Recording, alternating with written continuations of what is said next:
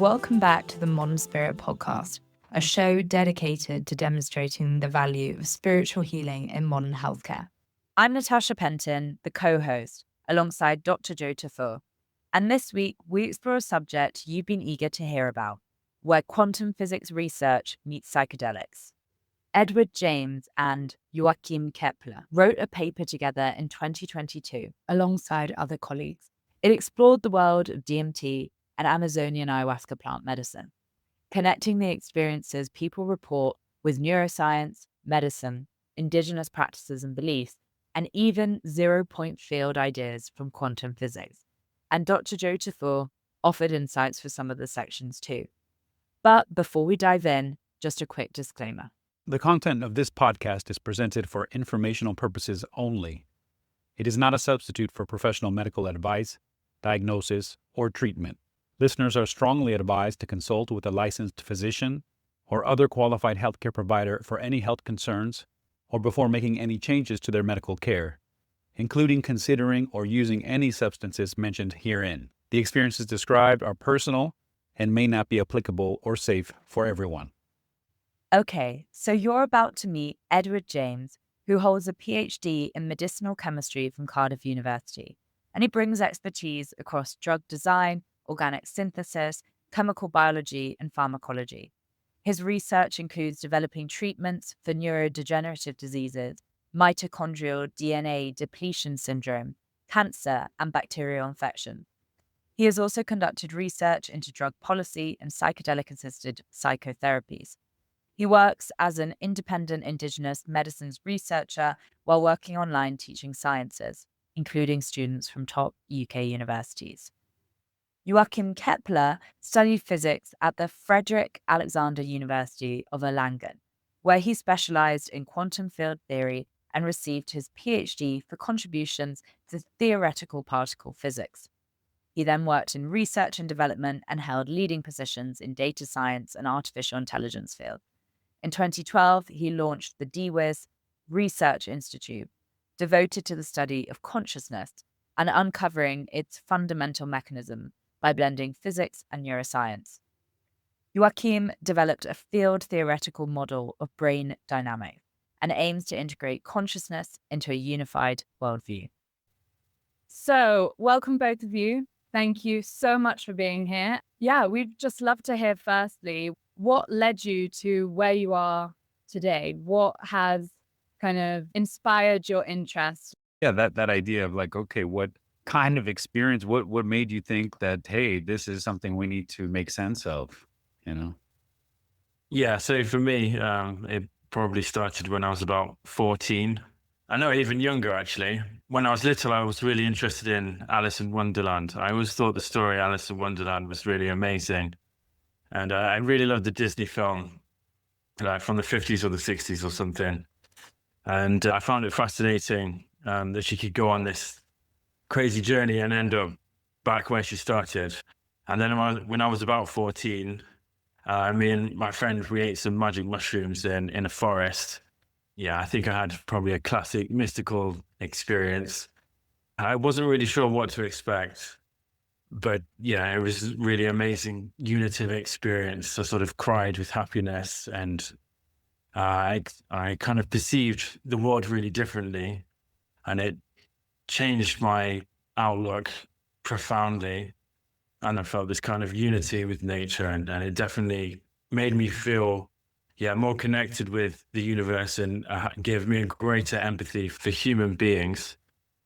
So I found that quite fascinating, that just eating a mushroom could change my perception continually, not only at the time, but also afterwards. Then because that experience was so kind of life-changing, I suppose my interest in psychedelics started there. Yeah, and then I had kind of, academic interest and sort of personal interest. Went on to study pharmaceutical chemistry at university, then went on to do a PhD in medicinal chemistry. And for my PhD, I was developing treatments for neurodegenerative diseases. So that also helped me focus more on neuroscience and have a greater awareness of functioning of the brain and neurons. and the immune system. Yeah, and then I was interested in drug policy. I wanted to do a study about regulating, particularly cannabis, MDMA, and psilocybin, and the idea of regulating those and them being some way available in pharmacies. So I did this study, and we had a general population sample, and we were interested in how the general population would perceive these things being sold, available in pharmacies in some kind of a way, and what the psychological obstacles to that would be. And then me and my friend Tom, he's at Cardiff University, we wanted to write an article about mystical experiences and psilocybin and its role in the therapeutic effects, because there's a reported correlation between mystical experiences or mystical type experiences and the therapeutic benefit. So I thought that was quite fascinating. So me and Tom and two pretty well-known psychiatrists in the UK, Matt and Ben, they helped us write that. And yeah, it was a general overview of the topic, mystical type experiences in psilocybin. And then I asked Tom if he had any other ideas for things he'd like to publish, and he said DMT. And DMT is really fascinating. When I was about 21 or 22, I used DMT twice. And both times it took me through kind of a wormhole kind of thing. And these beings were talking to me in some language that I didn't really understand at all. But I felt like they were communicating with me in some kind of a way. They seemed to know what they were doing. They're quite knowledgeable. But yeah, I didn't really have any explanation at all as to how that could be possible. They seemed really real. But the question is, are they actually real? Or is my brain just creating this in some kind of a way? They certainly seem to be real. But obviously, this is just my own personal perception. I've got no empirical proof that these beings actually exist. And so many years later, Tom suggested writing a follow-up article about DMT. Yeah, we spent a couple of years working on that. I got particularly interested in the genesis of the hallucinations, or how people have these changes in perception, because I read a huge amount of articles. But I found that although there are so many publications that are out there about neuroscience and biochemistry, psychiatry studies, and studies about changes in brainwave activity and this kind of thing, I found that there isn't really much of a coherent explanation of how all of these things can be linked together to explain how people can have the perceptions that they have. They see the creatures that they see, or see the hallucinations or patterns that they experience, or how they could experience a presence or consciousness in some kind of a way. There isn't really much of a coherent explanation for that. Yeah, no, I think that's good. And I think that's kind of maybe where Joachim, I don't know, perhaps enters the story. So I'm curious to hear, Joachim, how did you come to this? And we heard his story, and also where did you meet to start kind of working on this?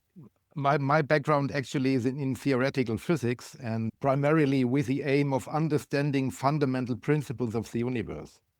And so in other words, my scientific work, probably my whole life, is mainly driven by my curiosity to look behind the scenes of creation. And against this background, I've long been wondering how consciousness fits into our physical worldview and how conscious processes actually work. And this is, I think, the main reason why my research is concerned particularly with mechanisms behind conscious systems. And now, interestingly, one way to better understand these mechanisms is to look at altered states of consciousness, which in a sense are outliers or anomalies. So, and this is, I think, very typical for many areas of science. You learn a lot about a phenomenon when you study anomalies. And therefore, psychedelics such as DMT open up, I think, unique windows to learn more about the mechanism underlying consciousness. And in fact, these insights we gain through psychedelics challenge conventional explanatory models. And this is, I think, the link to Ed and where we met. But and meet at a conference, how do you run into each other? Okay, so I met Joachim because, I was researching these different models of consciousness, and there's basically two main models. There's biological process models that essentially all consciousness could even be an illusion, essentially, and that your brain just somehow invents it. And then there's the other sort of outlook, is that consciousness pervades the universe. And there are a few people who publish about this view, this sort of field model of consciousness. There aren't many scientists who publish about field models of consciousness, but I searched on Google and I found Joachim, and I thought that his writings of it were by far the most coherent and well developed. I sent Ben articles by Joachim, and I said to Ben, shall we invite Joachim to write the article with us? So I sent Joachim an email, and that's how we met. I was just going to say, if we could get more into the models, because so I'd say this is my understanding of it, and obviously correct me if I'm wrong, but kind of the biological processes model, it's kind of like consciousness produced within the brain. And then the field of consciousness model is more like the brain almost being a filter of like a larger field of consciousness in some way. Now, I'm dumbing this down completely, but just people who want to kind of understand properly what is going on here. But is that right? Or kind of what does the latter model shed, or how does it shed new light about kind of the characteristics of consciousness? I can elaborate a little bit on that, I think. Yeah, I mean, your summary is quite correct, I think.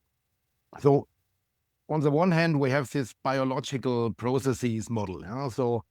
And behind this model is the basic assumption that consciousness can be fully explained by biological or neurophysiological processes taking place in the brain. So this is the conventional materialist or physicalist point of view, the prevailing paradigm among scientists, if you like. And there are several sub-branches. Some would say, well, it's an identity. Conscious states are identical to certain brain states. Some would say, well, it's an emergence. Consciousness emerges somehow from physical processes taking place in the brain. While others would say, well, it's a computationalist perspective. Maybe the brain produces in a type of information processing type conscious processes. But whatever you think along these lines, from this perspective, the brain is basically seen as a producer, the generator of conscious states. And the belief is that under the influence of psychedelics, the generation mechanism somehow is disturbed. So roughly speaking. So there is consciousness in the brain. There is no consciousness without the brain. And when you have altered states of consciousness, the brain just hallucinates, or it is distorted and it produces these states.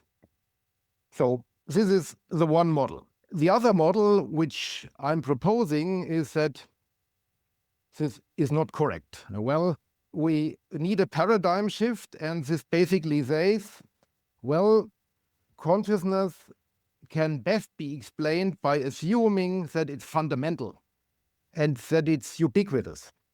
So more specifically, this model posits that the universe is pervaded somehow by a ubiquitous field of consciousness.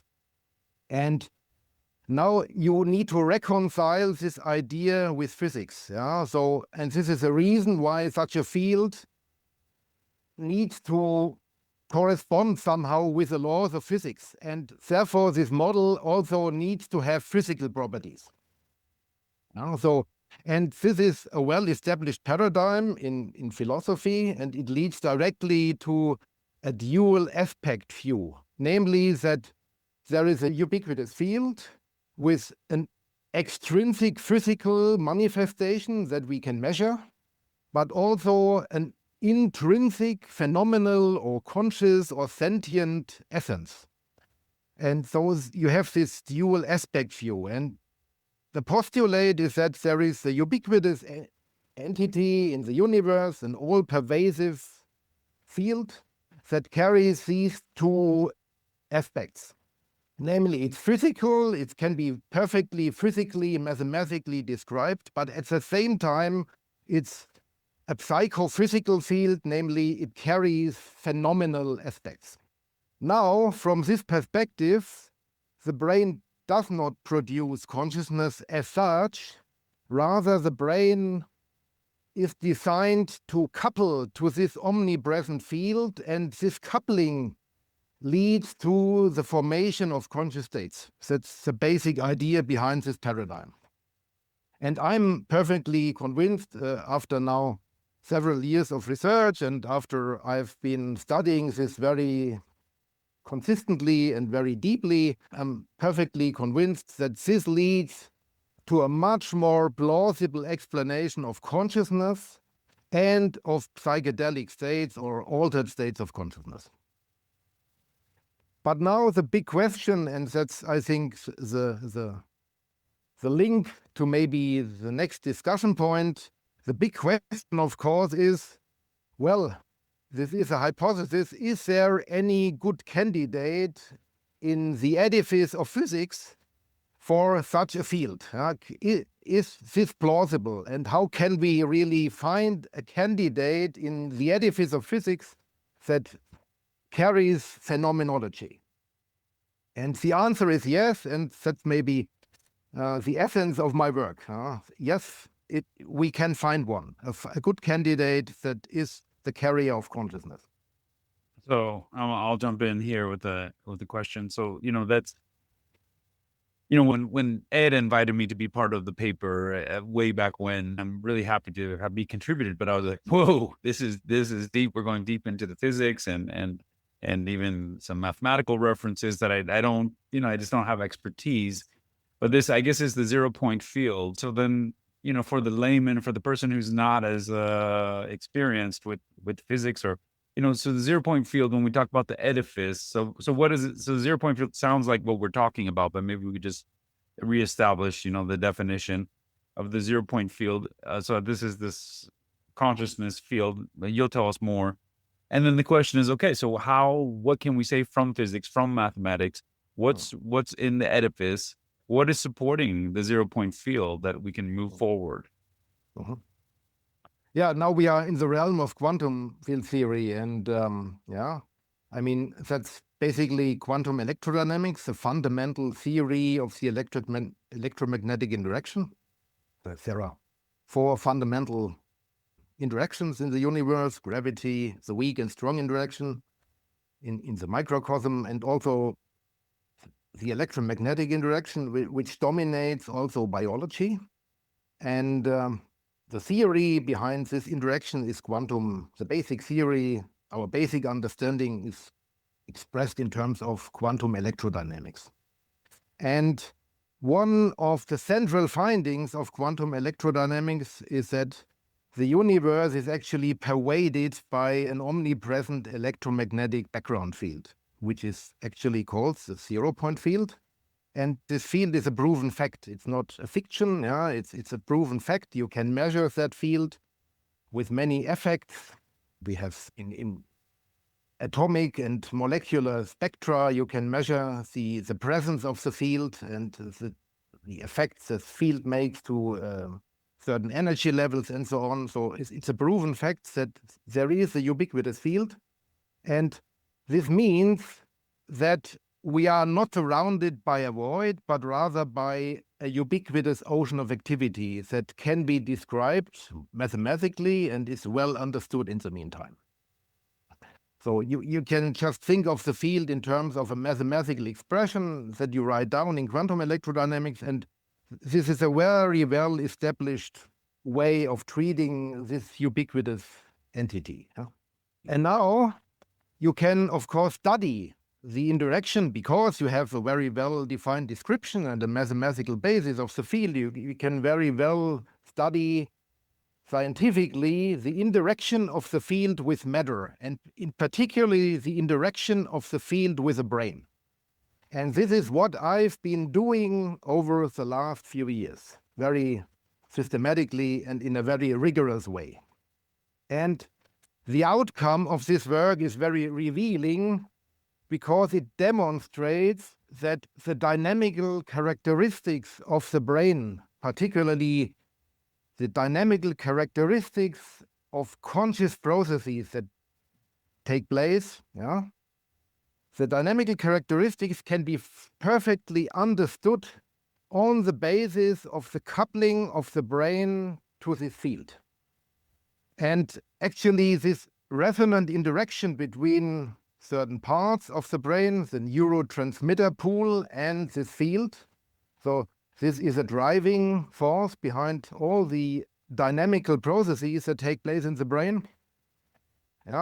This resonant coupling is the key to the understanding of the dynamical characteristics, actually, of the brain. We speak in terms of here of so-called self-organized criticality, which is a state in the brain that is reached when we have consciousness. So this is best described in terms of so-called self-organized criticality of critical dynamics.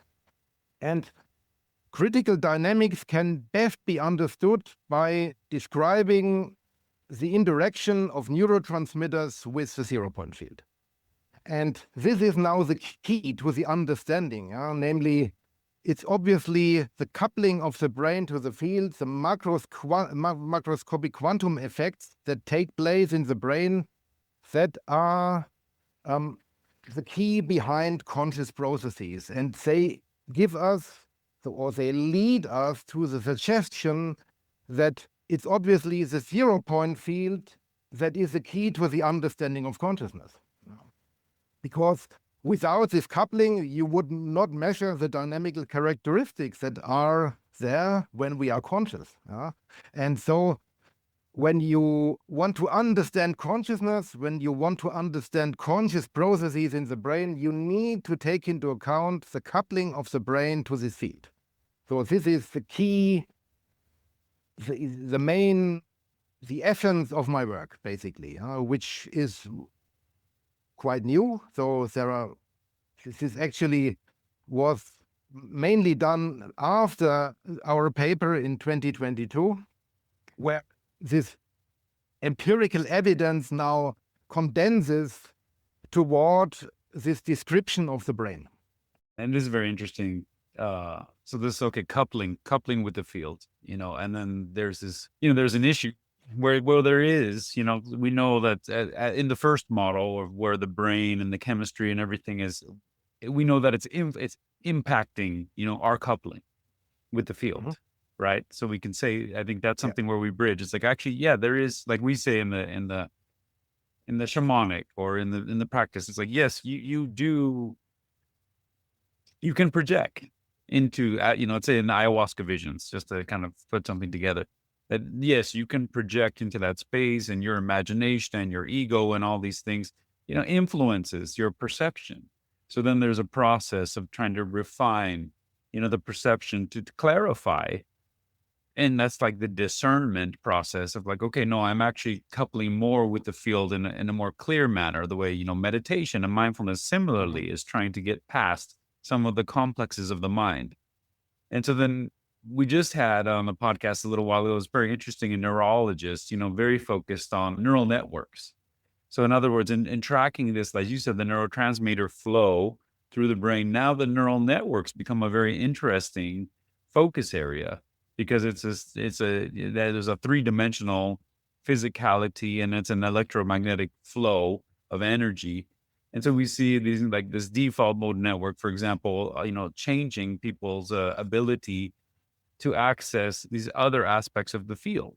And so that's something that I see. So one curious thing that I tried to bring into the new book that I shared it with Ed and bounced things off of it. And it was a very simplistic kind of viewpoint, but it's something that has been brought up by the Imperial College of London. Ed has been there focusing first for once you get into more advanced dynamics of the neuronal networks, but as simple was like, okay, this increased brain entropy, that there was something there, increasing the entropy of the brain function was somehow opening this access, and so then I had this experience, and here's something I want to throw at you, Joachim. This is that in the ayahuasca and my training and my visions and all this stuff, it said, Joe, when you get into that kind of state of an elevated entropic state that may be driven by the shift in the neuronal networks, and you open yourself perhaps to the field in a way that you're not typically open to, and you could do this through spiritual practice and through other ways, you open the opportunity to actually receive energy, what I would call metaphysical resource, but it's like drawing on the field somehow, in the way that the prana, we hear the Ayurvedic and the Hindu kind of traditions say, oh, they're meditating and doing yoga to prepare themselves to actually be able to draw on the field and receive in a different kind of way. I don't know, just a bunch of ideas I want to throw at you, Joachim, to hear some thoughts. I mean, basically, yes, you can think of the brain in terms of a filter, yeah, when you adopt this approach now. It's not any longer the producer view of the brain, but as you say, it's a filter into the field. And actually, or obviously, DMT or ayahuasca, they modify the receiving characteristics of our brain, yeah, and allow the receiving unit, so to speak, to resonate with a larger spectrum of modes or information states and tap into a wider spectrum of phenomenal states harbored in the field. So when you think in terms of encounters with sentient entities, that may explain that they are real and that you actually now are able to sense them and get into contact with entities that would be not, or that would be filtered out.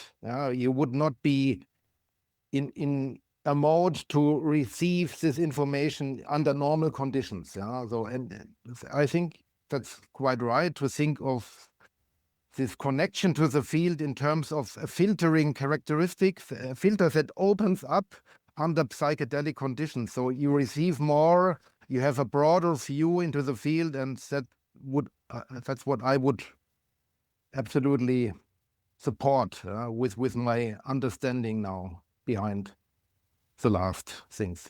Joachim, please could you bring your view together with what Joe said about entropy? Because there's this increased entropy, but would you be able to give an explanation that links those two things together, the 0-point field model of consciousness with the increased entropy that is detected? I mean, increased entropy, from my understanding, means that you have a larger variety of dynamical states. So that's my understanding. Entropy in terms of a larger variety. So to speak, the brain leaves the normal, the restricted connectome in a way, and it's now possible to have a larger variety of dynamical states that can be reached under psychedelics. So that's my basic explanation here. Yeah, and I also then want to link this to what Ed said right at the very beginning about experiencing a presence and kind of debating to yourself basically whether it was real or not, etc. And I'm wondering how all of this then links into the experiences with ayahuasca and this perception of plant spirits. So a lot of people, when they have experiences with psychedelics or with ayahuasca, they feel or see spirits, and they kind of believe that the plants kind of possess this consciousness, etc. And I'm wondering how this links to the coupling of the field, or what, when people are able to enter this kind of field of consciousness, what is the physics that supports that? One thing that we haven't addressed yet is that actually this connection to the field, this resonant coupling to the field, leaves imprints in the field. So I think it's important to explain now that when you have this resonant coupling between the neurotransmitter pool or the brain with the field, you have effects on both sides. Namely, on the one hand, there is this dynamical characteristics in the brain, in the physical system, but at the same time, the coupling leads to information states in the field. So the coupling modifies the structure of the field, and it leaves imprints in the field. And what I think, I cannot prove that, but a natural consequence of all this, what I do, would be to say, well, all biological organisms, including plants, interact with a zero-point field, and they leave information states, they leave imprints in the field. And that would be a direct consequence of the interaction mechanisms that I'm studying. That needs to be proven empirically, of course, but a very plausible consequence of the interaction mechanism is that every biological system, including plants, leaves an imprint in the field, and so to speak, it has an information state that is permanently following this organism. And now, assuming a much higher sensitivity or receptiveness to such information states under psychedelics, could explain the perception of plant spirits, and the perception of parallel domains of existence that are inaccessible under normal conditions. So that would be my basic approach to really explain how it could be that you can perceive a plant or so. So plants actually also are in permanent interaction with the field. They leave imprints in the field, and via the readout under higher sensitivity and higher receptiveness, via the readout or the connectedness to these information states, you somehow perceive other entities or also plants. Of course, it remains to be proven, but the theory, I think, opens up this perspective, and it sheds new light on this feeling of plants or so. Just adding on to what Joachim said, we couldn't come up with a very coherent explanation, or that there's certainly a lack of evidence or a lack of well-published research to give any kind of explanation as to how particular entities would be selected to interact with. So in Joachim's model, as I understand it, matter and consciousness derive from this field, and they leave imprints in this field. And then when a person is in an altered state of consciousness, they can access these imprints that other beings have left in the field. However, in the anecdote that I said before, why I would see those particular entities and not other ones, I don't think we have any explanation for that at all. Why that on those times I saw those beings and not all the other ones that I could have potentially interacted with, that's a mystery. So the selection process, why particular consciousnesses would be selected to interact with, I don't think we've made any advances in that at all. So I think we have I like Joachim's model as a general explanation, a sort of model for how there could be some kind of communication between us who live in our aspect of reality and other consciousnesses that live in another aspect of reality.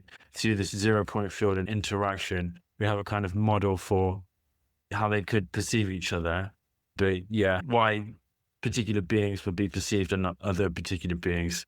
Like I said, I don't think we've made any advances in that at all. I think that's still, I would say, completely mysterious.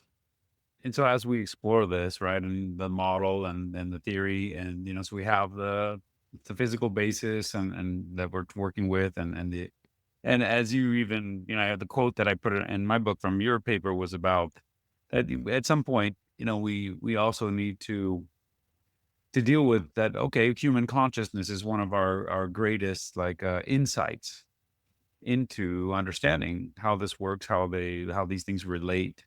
And so we have our experience, we have the experience of people exploring consciousness, whether that's through ancestral traditions or all over the world, whether it's through mindfulness or, plant medicine ceremony, working on this coupling process. So this idea that I think that the spirit, what we would call the spirit, I think that's a very interesting and beautiful part of the theory is like we imprint the field and the field imprints us. So there is a 0 point field that's there.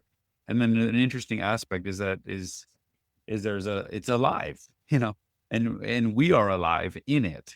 And there's interactions that happen within that field that is, perhaps infinite, and already all the possibilities are there. And yet there are these kind of localized phenomena for whatever it's worth. Like here I am, here you are, here we are, talking and speaking with one another. And so then you could imagine that you would be, you see these different, these DMT elves or however, that you couple into different possibilities, so because you're tuning your brain that way, that perhaps, and is your state, your experience, your life, your mind, et cetera, you have a tendency to perhaps couple in to that field of resonance. So, one thing I would throw out there is that I know, well, also Natasha knows Sochi, and Ed knows Sochi. One day, maybe Joachim will come down to Colombia with us and we can explore. But she talked about at this last retreat, and it's not something that's commonly done, and it's very carefully done. But people in the advanced tradition, that they might give some ayahuasca to a younger child, within the family. And so that her son had been asking her, she's a practitioner for a long time, I want to try. So she gave him a little bit, and so she asked him, his intention of why do you want to do it? What would you like to do? He says, well, I want to meet a unicorn, And so she said, okay, let's see.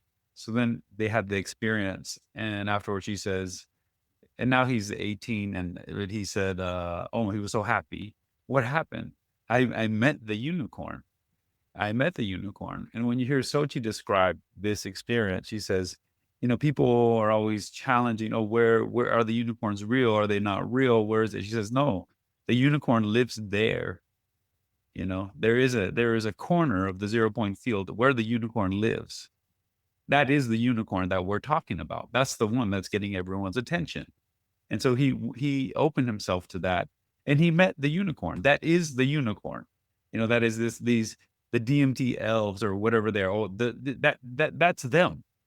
And you experience them, and there they are for you to experience in that kind of state, tuning yourself with that intention, your mind, etc. So there's this idea of learning how to explore, and then in the 0 point field, we don't need to argue over what's real or what's not real. We say, well, the consciousness is real. We're accepting that. So I'm just throwing that little story out there. I don't know, Ed, what do you think of that? Well, the universe is infinite. Well, if you believe the universe is infinite, there's basically an infinite number of possibilities. So in some aspect of the universe, unicorns exist. So I can perfectly believe that he wanted to meet a unicorn. He was able to somehow visualize and see a real unicorn that exists in some part of the universe. As far as I'm concerned, with regards to physics, it's kind of a mystery how that intention would actually enable him to actually meet a unicorn that does actually exist in some part of the universe.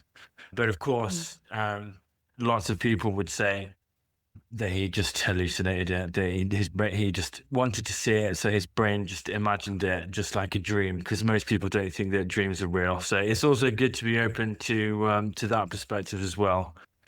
because people do have hallucinations, which are definitely not real. People hear voices and see things which are not real. So I'm probably more inclined to think that he did interact with some sort of creature that is like a universe. There's some part, there is like a unicorn in some parts of the universe. But it's also good to be open to the possibility that it is also a non-veridical hallucination as well, because non-veridical hallucinations do occur, and they are a feature of mental illness. So it's good to say that article that we published, I tried to keep it very balanced. So yeah, it's very interesting, and there's a huge amount that we don't know. This is why I wanted to write that article, because it is so mysterious and there's so many aspects of the topic which are not well understood, certainly by contemporary science. That's one of the reasons why I do find the topic particularly fascinating. I think we can agree as well from hearing from both of you that these mystical experiences do happen, and it kind of what you're looking at, like this phenomenon of these things clearly happen and there have been psychological positive benefit. So I'd love to hear more about that from you, Ed, because you spoke right at the beginning about a paper that you'd written about mystical experiences and the benefits for physical and mental health. So yeah, when you are able to couple with this field and you're able to experience these mystical experiences, what are the kind of benefits? What did your research kind of show? Well, mystical experiences, they can occur spontaneously. A person doesn't need to use psychoactive drugs in order to have a mystical experience. If a person uses certain psychoactive drugs, they're more likely to have a mystical experience. But simply taking something like psilocybin, it's no guarantee whatsoever that you're going to have a mystical experience at all. The mystical experience is heavily influenced by the environment or what's going on in a person's life. And the personal experience is kind of along the lines of a sense of unity, a sense of connection with everything, with people, with beings, with the universe in general, a loss of a sense of ego. So a person not so much thinking about themselves, but more sort of a greater expanded awareness of the universe generally. Also, these experiences are associated with joy and peace. So they're the general subjective effects of a mystical experience, and these can be quantified these days by using questionnaires. So if a participant in a psychedelic study has one of these experiences, when they answer the questionnaires at the end, their results can be quantified, and then it can be determined mathematically whether or not they've had a mystical type experience. And the general long-term benefits of mystical experiences and mystical type experiences are, generally speaking, greater positive outlook, reduced anxiety generally, reduced stress, reduced psychiatric problems, greater acceptance of themselves and other people, and forgiveness is also seems to be very important. A sense of forgiveness of themselves and other people, and forgiveness seems to be really important for healing and moving forward, not being sort of trapped in a well of despair. And forgiveness is often part of that mystical experience. There's a bit of a disagreement about the terminology for mystical experiences. So there's mystical experience, mystical type experience, peak experience, and a word that I've discovered when I was writing this article about DMT is henosis. So I came across that word because someone who he was doing a PhD, and I was helping him in the lab. I was a postdoc, he was a PhD. And I was talking to him about this article that we're working on, and he really didn't like the concept. He didn't like the terminology mystical experience, because to him it sounded like it wasn't very scientific. And then it sounded like sort of magic. And he said that most words in science that relate to things like psychology will have like Latin or Greek roots. So I looked up the Greek word for a mystical experience, and it's henosis. So I'm personally quite a fan of that term, but it's not widely used at all. But we did mention it in that article. And the way that I generally use the terms are mystical experience if it's spontaneous, non-drug induced, and mystical type experience if it's partially drug induced. This is the way that I've decided to use these terms. There's quite a few people who like the term peak experience. I personally, and Tom as well, who I've co-authored with a few times, we're not keen on the term peak experience because we think that the term peak could be confused with the intensity of the experience. But having a very intense psychedelic experience doesn't mean that you've had a mystical experience. The two things are not the same. You could have a mystical experience and have a very low dose of a psychedelic. And you can even have a mystical experience with no psychedelic at all. And yeah, we're not keen on the word peak because it could be confused with the sort of the peak intensity of the psychopharmacological effects, but that doesn't correlate with having a mystical experience. You could take a massive dose of magic mushrooms and completely not be able to move, be lying on the floor and hallucinating, but it doesn't mean that you had a mystical experience. So we're not keen on the term peak because I think there's a tendency to misinterpret intensity of drug action with the actual experience, which can lead to long-term therapeutic effects. Yeah, thank you, Ed. So, and I don't know, and I think it is very important to have a, very open-minded and of course invite the skepticism is extremely important in the process. And, we're learning, these different distortions, let's say hallucinations that are destructive or problematic or disconnected, versus then we're talking about something that's more connected, right? So this is a new scale that's coming out of the psychedelic therapy research that goes along with a lot of ancestral beliefs in different parts of the world of this like increased connectedness, achieving an increased connectedness. So in other words, what they're being open to is somehow making it easier for them to connect in a more harmonious way, not only with those realms and other, but with themselves, and with the people in their life and also with nature. And so there's this kind of, I don't know, to me, my interest, and I don't know how, Joachim, I'm curious to hear your thoughts.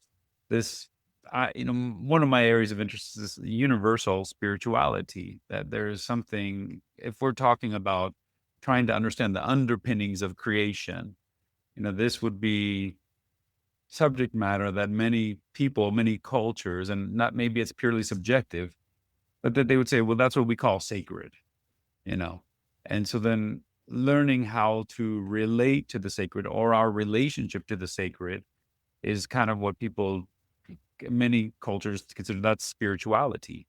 Like this is what spirituality is us trying to learn how to engage with the sacred, the 0 point field, I would say, that's one way to describe it. And so then that these processes that people go through that Ed talked about, and, this I talk about in kind of a spiritual term, but in the consciousness journey, a forgiveness process, or this process of like, opening self-love, or this process of finding more compassion, or this process of engaging gratitude, as far as different ways of tuning the being that allows them to increase their connectedness and their access to the 0 point field that actually would even manifest in a therapeutic benefit. That if they were in a more open, connected coupling with a wider possibility of the 0 point field, that would help be a source for the consciousness to encourage even physical healing. Yeah, I think so. I mean, my part in this game is more the one who makes a contribution to the understanding of the physical aspects and this interaction and so on, as I explained. But I agree with you. The more we understand about this dynamic interaction with the field, the more this could help us to derive therapeutic applications or find our way to be more in line or to be better coupled to the field, so to speak. I would fully agree. But personally, my contribution in this field is to really do the scientific work, do this understanding, and help people to maybe then derive therapeutic applications and new therapies to help people. And I mean, the Buddhists, the meditation, the Hindu traditions, all these, I think, old wisdom traditions, they think they lead into the right direction, where we as also a society maybe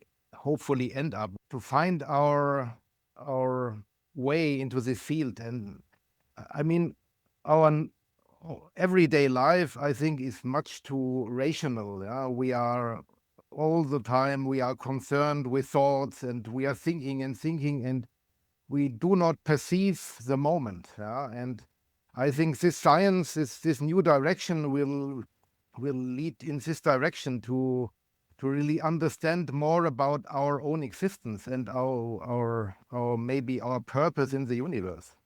And I think it is really important to speak about what is also mentioned in the article a lot, which I know you would both want to mention, but also the Amazonian practices. Ed, you've also spent a lot of time down in Colombia and also speaking to Sochi. And I think that it would be really interesting to understand how these practices are helping people connect to this 0 point field, and how you also mentioned kind of as a recommendation in this article about that there should be more integration between these practices going on in the Amazon and, you know, modern healthcare and research institutions too. So where do those kind of recommendations come from? How can you see this all kind of fitting together in a puzzle? Let's put it that way.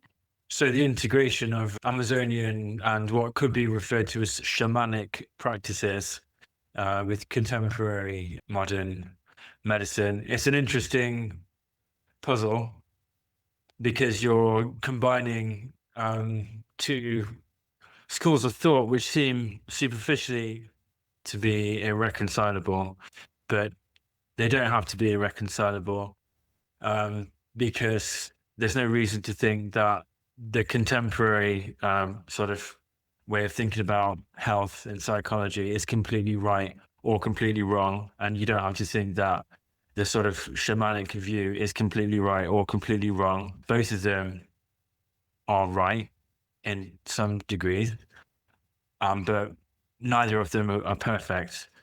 There's definitely truth to shamanic perspectives, and there's also truth to contemporary scientific perspectives. So practically, it's a bit of a challenge because in contemporary healthcare, a doctor obviously needs to be qualified. They need to have a degree and everything. Whereas most traditional practitioners in places like the Amazon, they don't have anything like that. So straight away, there's this barrier to integrating these practitioners with contemporary medicine, because those traditional practitioners, they're just not going to be accepted by contemporary medicine generally, because they're just simply not qualified in their contemporary understanding. But obviously they are qualified in their own way, which is relevant to where they live. And obviously a lot of traditional practitioners from places like the Amazon, they're incredibly knowledgeable. So there is a huge amount of ancestral wisdom in places like the Amazon that contemporary medicine could learn from. And yeah, with regards to bridging these two worlds, I think arguably Joe is a good example of how these two worlds can be bridged. So Joe is a doctor, but he's also trained in the Amazon. And so he has a contemporary understanding of medicine, but also the Amazonian perspective of spirituality and how to practice ayahuasca medicine. So yeah, in the future, there needs to be more of this kind of interaction between people who, so people could study medicine and then go on to have further training in places like the Amazon, so that they can complement their medical training with traditional understanding. And so in this way, ayahuasca practitioners can be easily accepted by the mainstream medical profession because they're qualified both in contemporary medicine and also traditional Amazonian practices. Yeah, there just needs to be more of blending of these two things, where people are trained in both schools of thought, and then eventually in the long term, traditional Amazonian beliefs or shamanic practices could even be taught in modern institutions. It's going to be an interesting process. It's definitely not impossible at all. Joe is proof that it can be done. And it's something that could take decades, maybe even hundreds of years for these schools of thought to really merge. But as a scientist, you should be looking for the truth, whatever the truth is. And so there certainly is truth and there is wisdom in these traditional Amazonian belief systems and practices. And so although some of this truth doesn't seem to match well with everything that is understood in contemporary medicine, if it is true, it is true. And so if it is true, you just have to follow the evidence where it goes. If their traditional practices really do help people to get better, if these Amazonian traditions help people to improve their medical problems, improve their psychiatric disorders, and if there really is truth to some of their belief systems about beings and spirits, if there is some truth to that, although it might seem to contradict contemporary scientific understanding, if it is true, it is true. And so people just need to follow the evidence where it goes. Just jump in here real quick and as we wrap up and just say that I don't know if either of you have seen or if Joachim has had an interaction with Franz Woldenweiter in Zurich. But he's a psychedelic researcher, I think psychiatry, neuroscience researcher in Zurich in Switzerland. And they did a movie not that long ago, Descending the Mountain, which is worth watching, about an experiment where, a Zen tradition from Japan had settled into Zurich, and there's Swiss monks, Zen monks that have taken on this Eastern tradition into Switzerland, into this, what we see as a very, the Germanic, the Western, the science culture, the intellectual culture. And so then Franz Woldenweiter, the psilocybin researcher, they go and experiment with the monks and say, okay, these are people who are Swiss that are training in this Zen, this Japanese meditation tradition, to prepare them for their psilocybin experience. And it was a beautiful bridge work, that I think in there we see it's a little easier somehow. It's like Ed is talking about, it's building these relationships. So that relationship wasn't such a big leap, for the Swiss people to be able to understand and engage Zen meditation. And so that those relationships are building now with the Amazonian traditions. They're at the beginning, between where the West and the indigenous traditions can have a more positive, a more friendly relationship, but then it'll lead to these things that Ed's talking about, I think, over time. I just want to thank you both for the important work that you're doing to really, Ed's telling me, okay, I'm doing my bridge work, but the both of you are really opening the field of thought and going through the experience yourself and building this new structure, that I think we all stand to benefit from. Yeah, so thank you both very much. Well, welcome. It was a pleasure to be here. Thank you. Thank you for joining us for today's discussion with Edward James and Joachim Keppler. Please see the show notes to find links to their article on DMT and ayahuasca plant medicine. as well as the research institution that Joachim launched called DWIS. If you enjoyed this episode, please hit follow so you never miss another episode. And if you'd like to stay more connected, Dr. Joe Tafur has a monthly newsletter and Patreon call, which you can find in the show notes. At Modern Spirit, we also receive donations to help provide scholarships for people to join our retreats, courses, and events,